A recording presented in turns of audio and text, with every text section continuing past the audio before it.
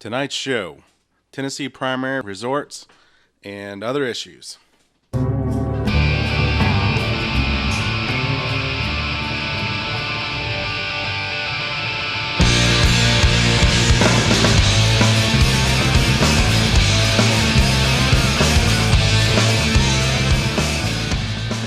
Live from the Room of Mirrors studio, you're listening to Foster Brothers on Point. Turn your selector switch to the fire position. The show is now live. I'm Hayes Foster. My brother Stephen Foster is here with me. We're the Foster Brothers. We try to keep it on point, and we're your hosts for the evening. Tonight we're going to cover some more local election news. Today is August 7th, 2014, and it's the primary election in the state of Tennessee. So what we're going to talk about is, there's a few things going on. Probably, I guess, the biggest one that's on a lot of people's mind is lame duck Lamar Alexander is going up against Joe Carr, who is actually closer aligned with the Tea Party, and he's said that publicly, than he is aligned with the establishment Republicans.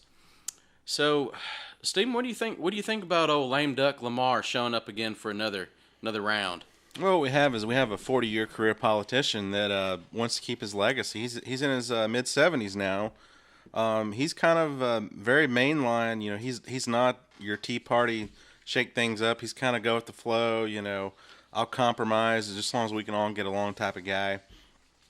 He's got a long track record of voting kind of middle ground, actually, and he bills himself as a Republican, and a lot of people don't like that about him. He's very far from a Republican, and he's shown that many times in the way he votes on bills.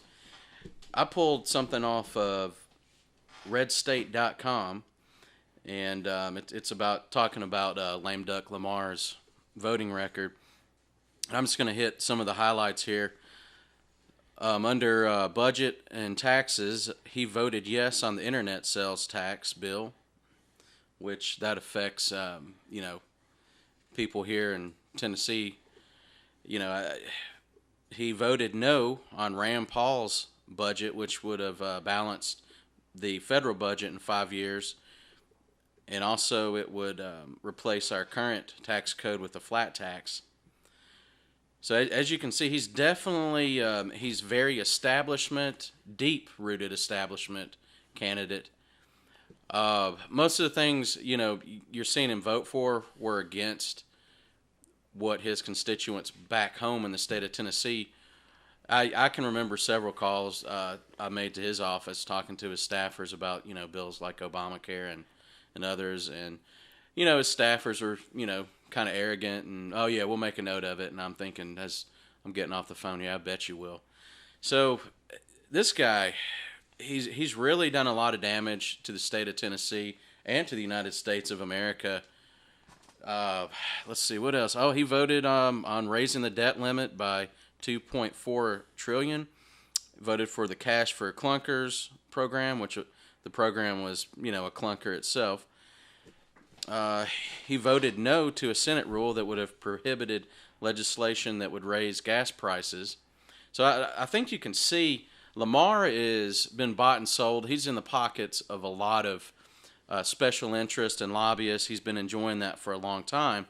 He also voted for the bank bailouts. He voted no on an amendment that would prohibit taxpayer-funded auto bailouts. He also voted yes for the bailout of Fannie and Freddie. This guy, you know what? I'm just going to stop there because, there's a few more things I highlighted here, but he's really out of control. Well, I'll run down a few more. He voted yes on the amnesty bill in 2013. He voted yes to proceed with the gun control bill that our good old buddy Harry Reid brought to the floor. That's S649. Check. Traitorous activity. Check. Yeah, just like if you look at his voting record and you just scroll down the list, it's like this is mainline Democrat voting patterns, but he's on the Republican ticket. And I bet a lot of our listeners or a lot of people in Tennessee just vote based on if it says Republican or Democrat. And in this case, this guy needs to get out of there. He's not the real deal, and he aligns himself probably with the money companies. Alexander, yeah, Lamar Alexander. It's just time for him to come on home. He's done enough damage. He's a globalist, very deep rooted New World Order type. Really, just needs to come on back to Tennessee because he is. Actually, I don't know if really Tennessee wants him here because he's been such an embarrassment to the state. However, I think I voted for Joe Carr personally. I think Stephen mentioned he did too, right? That's right, and for all the listeners, today is a primary election day, August 7th, 2014. Being in Nashville, it was one of the biggest ballots we've ever seen. It was 10 pages long. The governor was up for primary. A couple of state senators, a lot of local judges, and then Tennessee Supreme Court. Lot of action, especially with Joe Carr heading up against Lamar Alexander. That's the one to watch. And I think that from what I'm hearing, Carr has a great chance on bringing down Lamar, which that'll be a good thing for our state. But more importantly, if he's in the federal Senate, it's good for everyone. Yeah, that's gonna because Carr, he is aligned with the Tea Party, and whatever you think about the Tea Party, just keep in mind that the reason the Tea Party came about was because of people like Lamar Alexander, who claimed they were Republican, but were actually pushing the globalist, socialist, fascist agenda in this country that we see so flagrantly touted in Washington and the Beltway. So just keep in mind that that's why the Tea Party even came about, is simply because people that claimed that they were God-fearing and they were for true American rights, following the Constitution, and then they get in office and they pull a Lamar Alexander and they do not vote for the people that they claim they represent or the good of the nation for that matter. They're bought and sold. Alexander, come on home, buddy. It's time. I really do think that this is the end of the road for him. Now, being in Nashville, we keep up with the local news. The News Channel 5 ran an interesting story. I was getting prepared to head on down to my local polling station down here in the Belmead area. And News Channel 5 ran a story basically talking about the election, and it was discussing the Alexander and the Carr runoff. And they were kind of painting a picture like it was a done deal. Carr's kind of a no-name. He doesn't have much of a chance. Alexander's got it locked in. And I didn't really like that article because, I know there's a lot of support around here. There's a lot of people that know and read to vote for Carr. So, Stephen, you're saying you saw that on the Channel 5 news this morning, right? That's what I saw, and I didn't really appreciate it because for an average person, what are they going to think when they're thinking about going to the polling station, but they've already told them that the person you're going to vote for probably has no chance in hell of winning? You know what? That sounds like a classic psyop. It just happens on election day. They run a story saying, the Tea Party, the true conservative candidate, Joe Carr, has no chance against globalist New World Order champion, Lamar Alexander. Come on now. I mean, like that's placement if I ever saw it.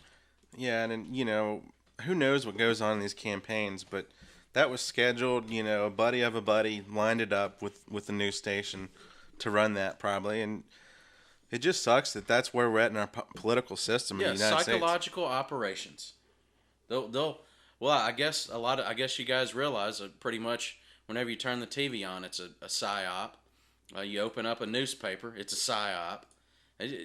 It's everywhere. It really is.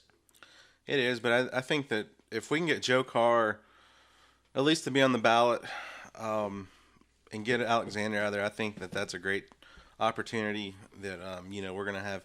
Carr does have a proven track record. He's consistently aligned himself with the Tea Party beliefs. He's highly endorsed.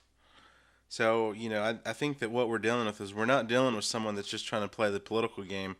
This guy is kind of a real deal, and we're lucky to even have him on the ballot. And I really hope as the results start coming in that we can say that Carr has taken the nod for U.S. Senate over Lamar. Yeah, and if you're out there listening to this broadcast, it's about 4:40 p.m. on August 7th, and the polls are still open in the great state of Tennessee. So if you haven't voted, get on out there. No matter what the TV told you about Lamar, lame duck Lamar having it locked in, that's not true. Get out there, put a vote in for Joe Carr, and let's try to let's try to do something right in this state. The polls are open till 7 p.m. So if you're just getting off work, head on over and just drop in there. You need your license and your voter ID card. I'm not sure if you can vote without that. You don't have to have the voter ID card, just a license. Okay, so there you go. But moving on to one of the next big things, Bill Faceman Haslam is back up for, he's running for governor again. Tennessee governor. And there's really, a lot of people are saying there's really not much, anybody who's going to be able to go up against him. I personally, I'll tell you, I voted Mark Coon Rippy Brown.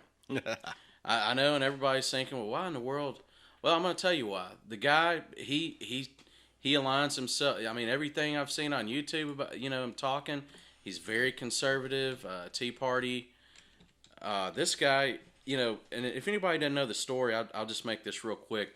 The TWRA confiscated Coon Rippy Brown's raccoon. He had a pet raccoon. It was trained. I don't know if someone reported him, but anyways, the TWRA got his raccoon. Well, he had 60,000 signatures on a petition, sent it to the desk of Faceman Haslam, and no response. They didn't. He just wants his raccoon back. Apparently, he showered with the raccoon. It was his, it was his pet. And anyways, it's crazy. As absurd as it sounds, I'd put my vote. I did put my vote for Mark Coon Rippy Brown, just because the guy. He's a real American, and he's not one of these bought and sold establishment. Faceman Haslam.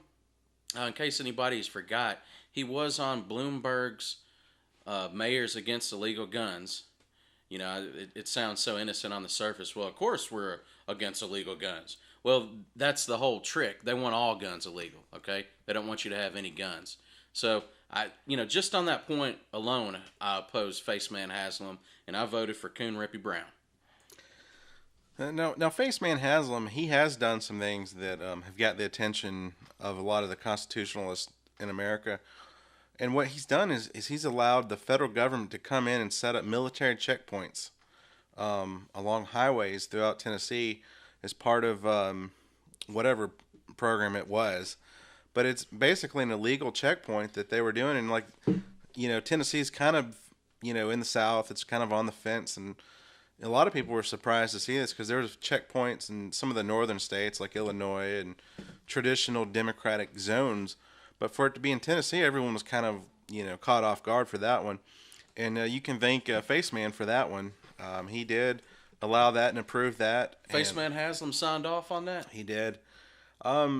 He's inconsistent, He's also brought forward and signed into effect some state internet sales taxes. He's negotiated and brokered some deals with Amazon to bring facilities in here, but it's based on a taxation program that they've got set up. So, I mean, he's done some willing and dealing, but it's not for the people. He's just a businessman. He comes from the Pilot Fuel Station company lineage. His family owns that company, Pilot. Hundreds upon hundreds of large gas stations throughout the U.S. Big money there, which has been caught up in a lot of scandal. They were advertising promotional things where I guess if you bought so many gallons, you get a discount.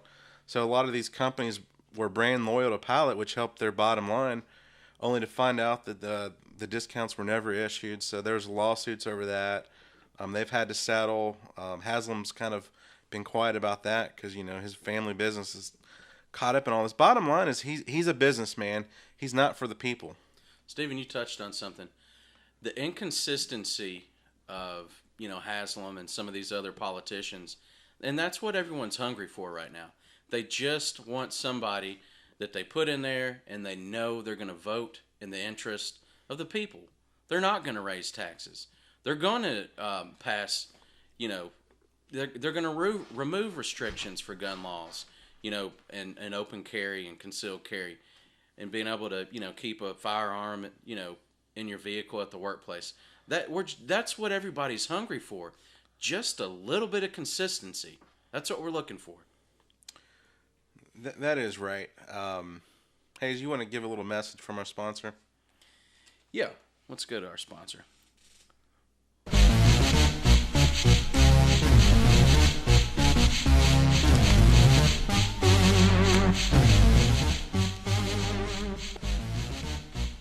Foster Brothers on Point would like to thank MyOneSupply.com for making the show possible.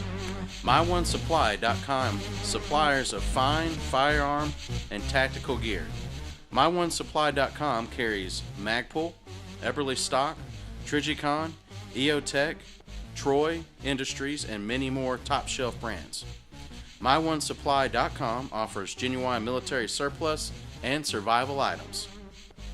From the battlefield to your front door, check out MyOneSupply.com. And for a limited time at checkout, enter promo code TACZONE for 10% off of any one item. That's TACZONE.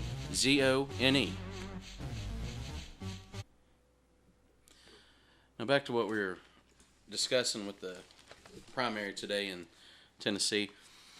There's another, anybody in Tennessee has probably seen this wild smear campaign for the 4th District seat in Congress. And that's, and Jim Tracy's pretty much been the one he's just been doing a lot of smear commercials against Scott Desjardins. What's interesting about Desjardins is, there's some things that happened in the past that, he's not proud of, and I'd say that anybody who can hear my voice, including myself, has done some things they're not particularly proud of. So, I'm not going to get into the details of it because I'd just be promoting the smear campaign, and that's not why we're on the air. We're here to inform everybody. So, Desjardins, I remember after he got elected, for his last term, they were trying to get him to resign. I mean, the media, including the Tennessean and some of the local television stations here in the Nashville and Middle Tennessee area, I mean, they were just, it was like even after he won the election, the smear campaign kept going.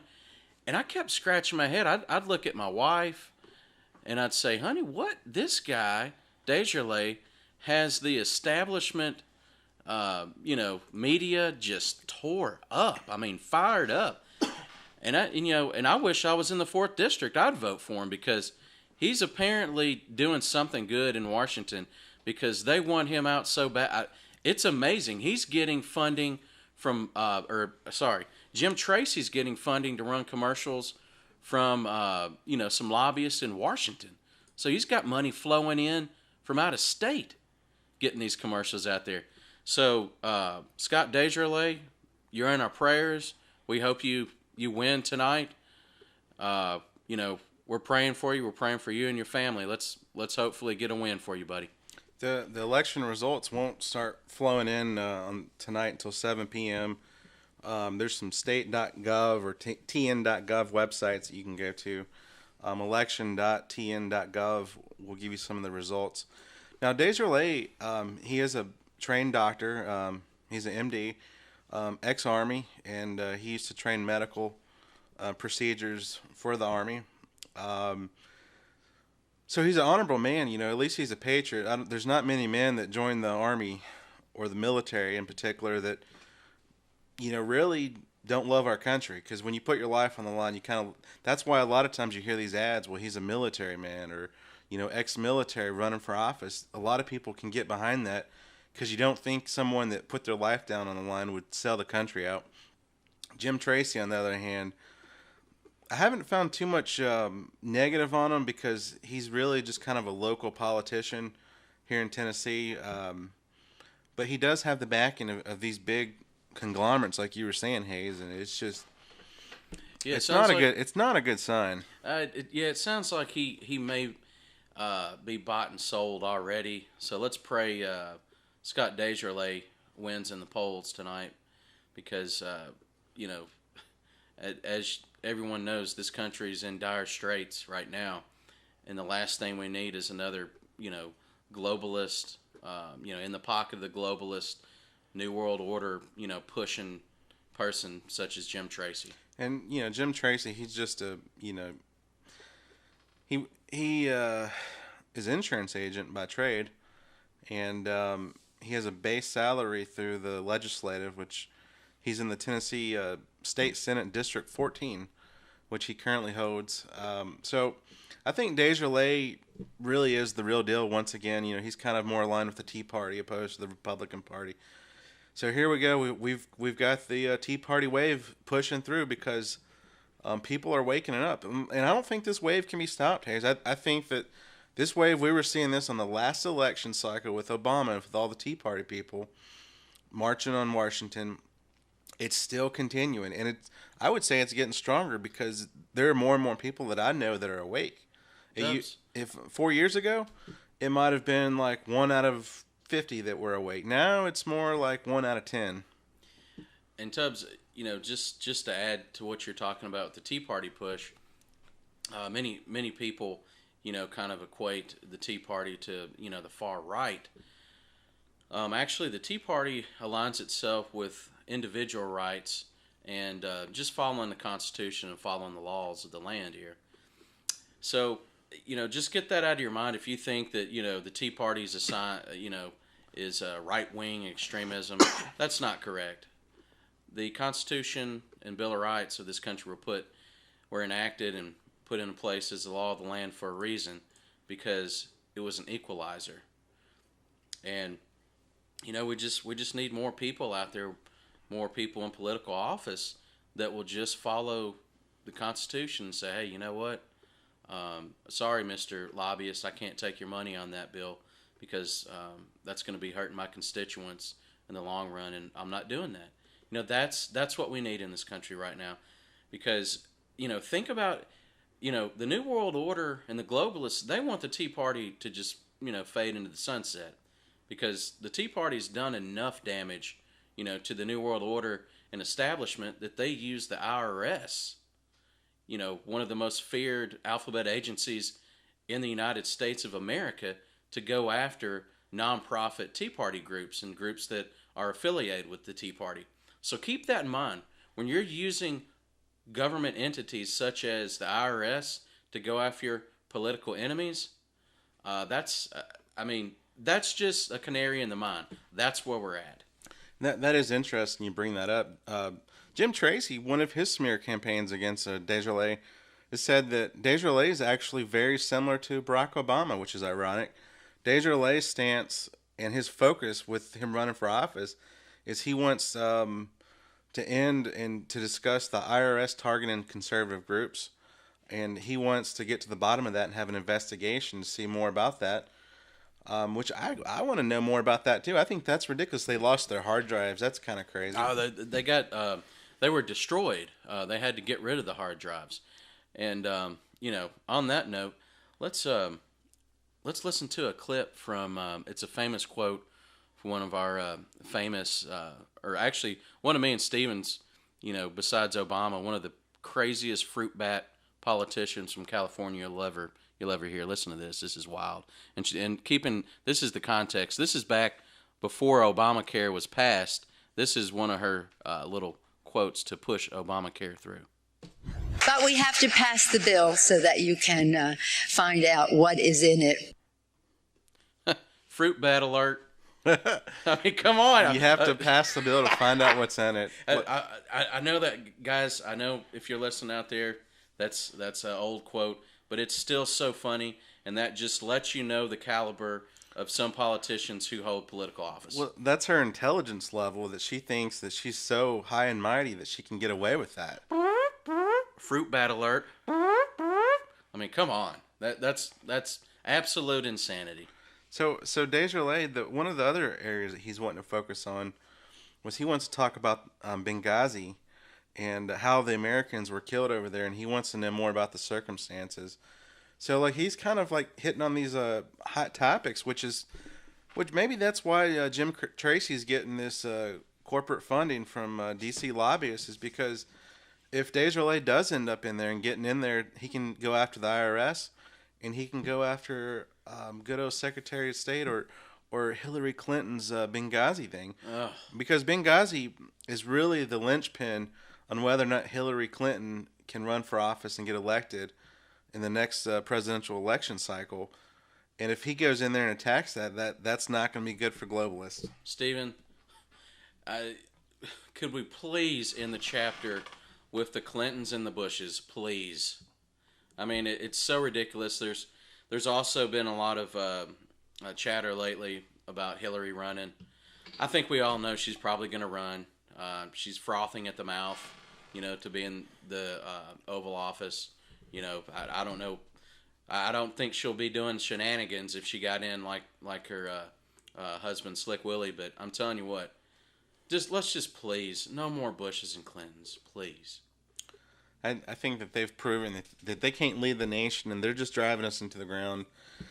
We need fresh people in there. Like, for example, I know what I voted for today is I voted to replace the Supreme Justices of the state of Tennessee. Yeah, the Supreme Court justices.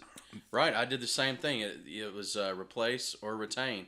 I hit replace. In fact, I went through every one of them and hit replace, even on some of the smaller circuit courts. And the only reason I did that is it's nice to get fresh blood in there. Our political system wasn't designed for career politicians.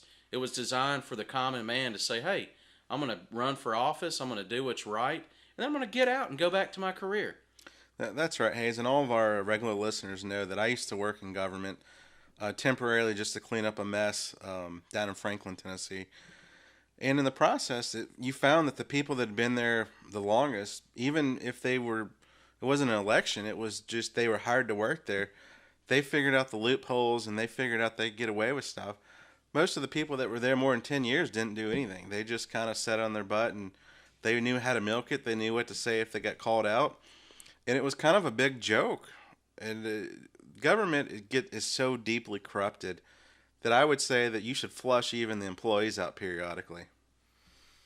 That's a real good point. And we're at a critical point in this country. We have been for a few years. I mean, a lot of people blame Obama. Obama's nothing more than a puppet. He takes his orders from his handlers, Kissinger and Company, large corporations, Federal Reserve, banks.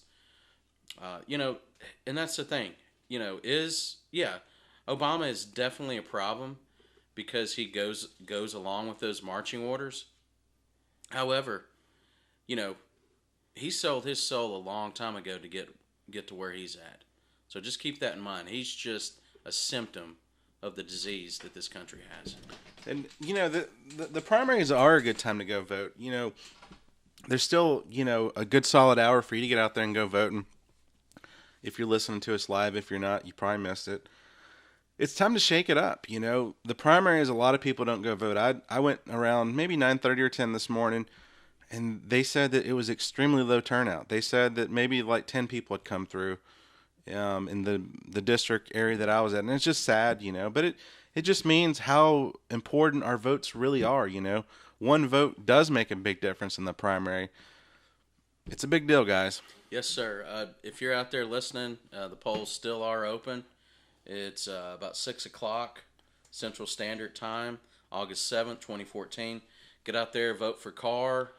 I'm endorsing Mark Coondog Rippey for governor. Faceman Haslam, he's blown it on a lot of big issues for me. Let's have Desjardins over Jim Tracy. Let's get Desjardins in. Let's replace the Supreme Court, justices in the state of Tennessee, and that also goes, to Robert Cooper, and we're gonna wind down the show now. Thanks for listening. God bless.